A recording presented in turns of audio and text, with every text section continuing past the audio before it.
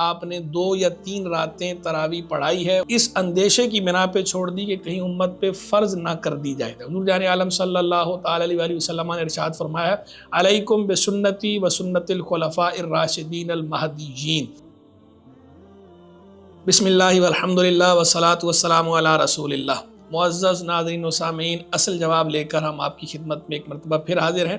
آج میرے پاس جو سوالات ہیں، پہلا سوال یہ موصول ہوا ہے کہ کیا تراویح پڑھنا ضروری ہے؟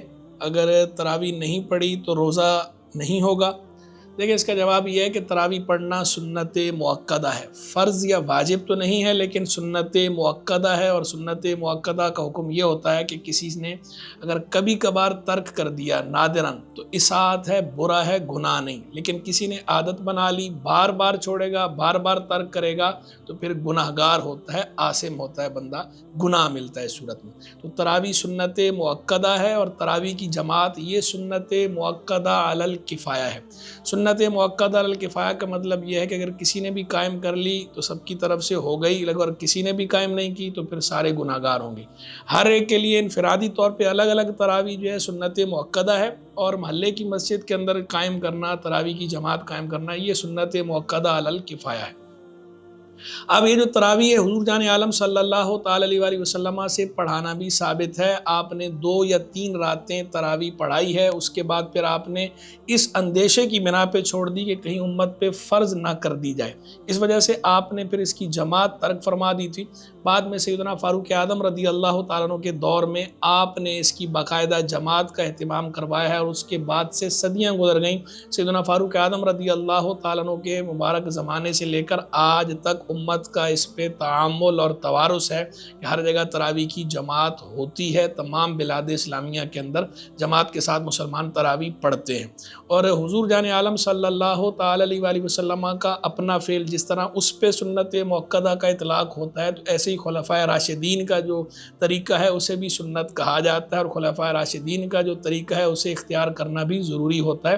یہ بھی احادیث سے ثابت ہے۔ حضور جان عالم صلی اللہ تعالی علیہ وآلہ وسلم نے ارشاد فرمایا، علیکم بسنتی و سنت الخلفاء الراشدین المہدیین، تم پر میری سنت کی اتباع لازم ہے، اور میرے ہدایت یافتہ خلفاء راشدین مہدیین خلفاء ان کے طریقے کی پیروی بھی لازم ہے۔ تو لہذا ان کا صحابہ کا بھی طریقہ ہے یہ، اس لیے سنت مؤکدہ ہے، پڑھنا تو تراویح ضروری ہے، پڑھنی چاہیے، لیکن تراویح پڑھنا روزے کے لیے شرط نہیں ہے۔ اگر کسی نے تراویح نہیں پڑھی کسی وجہ سے، یا جان بوجھ کے بھی چھوڑ دی، تو بھی ایسا نہیں ہے کہ اب روزہ جو ہے نہ رکھ سکتے، اور روزہ رکھ سکتے ہیں، اور بلکہ روزہ رکھنا ضروری ہے۔ جس پر روزہ فرض ہے اس پہ روزہ فرض ہے، روزہ خود مستقل عبادت ہے، تراویح خود مستقل عبادت ہے، تو یہ آپس میں اس طرح لنک اپ نہیں ہے کہ ایک کے بغیر دوسرا نہ ہو سکے۔ یعنی ایسا نہیں ہے کہ روزہ بغیر تراویح کے نہیں ہو سکتا، یا تراویح بغیر روزے کے نہیں ہو سکتی۔ روزہ مستقل عبادت ہے، وہ الگ سے کرنا ہے، تراویح خود مستقل عبادت ہے، وہ الگ سے پڑھنی ہے۔ تو تراویح بہرحال پڑھنی چاہیے، سنت مؤکدہ ہے، اور لیکن اگر کسی وجہ سے رہ گئی ہے تو اب اسے عذر نہیں بنا سکتے کہ میں تراویح نہیں پڑھی تو اب میں روزہ نہیں رکھتا۔ روزہ بھی اب آپ نے رکھنا ہے، تراویح پڑھی ہے یا نہیں پڑھی، روزہ بہرحال فرض ہے۔ تراویح سنت مؤکدہ ہے، روزہ فرض ہے، اور جس صورت میں رخصت ہوتی ہے اس میں رخصت ہوتی ہے، لیکن بہرحال عام حالات میں روزہ فرض ہے، وہ پڑھنا ہے۔ دوسرا سوال ہمیں یہ موصول ہوا ہے کہ تراویح کی رکعتیں کتنی ہیں؟ کیا 20 رکعت پڑھنا ضروری ہے، یا 20 سے کم بھی پڑھ سکتے ہیں؟ دیکھیں، اس کا جواب یہ ہے کہ تراویح جس طرح خود تراویح سنت مؤکدہ ہے، تو اسی طرح 20 رکعت تراویح بھی سنت مؤکدہ ہے، اور سیدنا فاروق اعظم رضی اللہ تعالیٰ عنہ کے دور سے لے کر آج تک عام مسلمانوں کا عمل اسی پر ہے، تعامل توارث اسی پر ہے کہ تراویح 20 رکعت پڑھی جاتی ہے۔ اور مسجد نبوی شریف میں، مسجد الحرام میں، حرمین طیبین میں بھی تراویح کورونا سے پہلے تک 20 رکعت ہی صدیوں تک یہ معمول رہا۔ بلکہ مدینہ منورہ میں مسجد نبوی شریف کے ایک مدرس تھے، شیخ عطیہ محمد سالم، انتقال ہو گیا 1999 سنہ عیسویہ میں۔ انہوں نے پوری ایک کتاب لکھی، التراویح اکثر من 1000 عام فی مسجد النبی علیہ السلام۔ اس میں انہوں نے پوری تاریخ بیان کی، 1400 سالہ تاریخ بیان کی ہے کہ مسجد نبوی شریف میں تراویح کتنی ہوئی ہے، اور اس میں باقاعدہ سبب بھی یہ بیان کیا کہ بعض لوگ کم رکعتیں پڑھتے ہیں، تو میں نے ان کے لیے کتاب لکھی اور بتایا ہے کہ تراویح شروع سے یہاں بھی 20 رکعتیں ہی پڑھی جاتی ہیں۔ جتنے بھی ائمہ ہیں، امام ابو حنیفہ رحمہ اللہ ہوں، امام مالک رحمہ اللہ ہوں، امام شافعی رحمہ اللہ ہوں، امام احمد بن حنبل رحمہ اللہ ہوں، یا دیگر ائمہ مجتہدین ہوں، سب کے یہاں 20 رکعت تراویح معمول ہے۔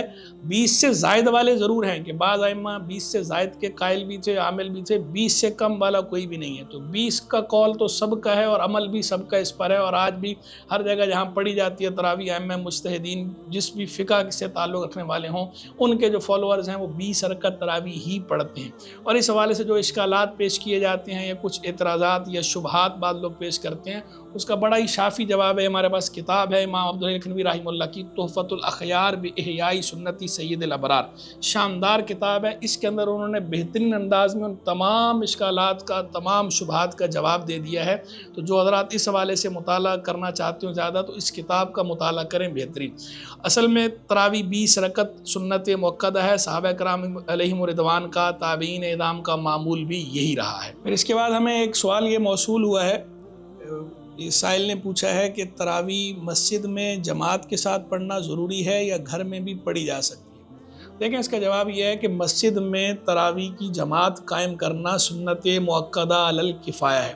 جماعت اگر قائم ہوتی ہے اور کچھ مسلمان شریک ہوتے ہیں تو سب کی طرف سے سنت ادا ہو جاتی ہے، ضروری نہیں ہے کہ سب مسجد میں ہی شریک ہوں، لیکن افضل اولا بہتر یہی ہے کہ مسجد میں شریک ہوں، اور تاکہ جو ختم قرآن ہے، ہر ایک کو قرآن مجید فرقان حمید پورا یاد نہیں ہوتا، سب حافظ نہیں ہوتے، تو بہتر ہے کہ مسجد میں شریک ہو جائیں تاکہ آپ کو ختم قرآن کی جو سنت ہے اس کے میں بھی شرکت کا موقع مل جائے، وہ سعادت بھی آپ کو حاصل ہو جائے۔ لیکن اگر کوئی مسجد کی جماعت میں شریک نہیں ہو پایا اور اکیلے تراویح پڑھ لیتا ہے تو اکیلے بھی تراویح ہو جاتی ہے اور اکیلے بھی تراویح پڑھنی ہے۔ ایسا نہیں ہے کہ مسجد کی جماعت اب رہ گئی تو اب کہیں کہ تراویح معاف ہو گئی ہے، معاف نہیں ہو گئی۔ سنت مؤکدہ آپ کے حق میں وہ بدستور ہے۔ مسجد میں اگر آپ نہیں بھی شریک ہو پائے کسی وجہ سے تو اب آپ نے اکیلے بھی پڑھنی بہرحال ہے، تو تراویح پڑھیں، اکیلے پڑھ لیں تو بھی ٹھیک ہے، سبحان اللہ، لیکن مسجد کی جماعت میں شریک ہوں تو یہ نور علی نور ہے، یہ زیادہ بہتر ہے، مستحب اولا افضل یہی ہے کہ مسجد کی جماعت میں شرکت کریں۔